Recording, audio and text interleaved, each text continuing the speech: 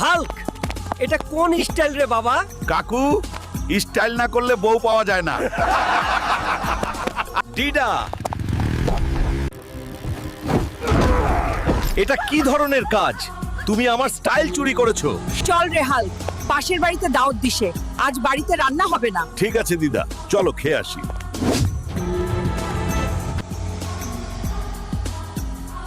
এগুলো কি খাওয়া যায় নাকি?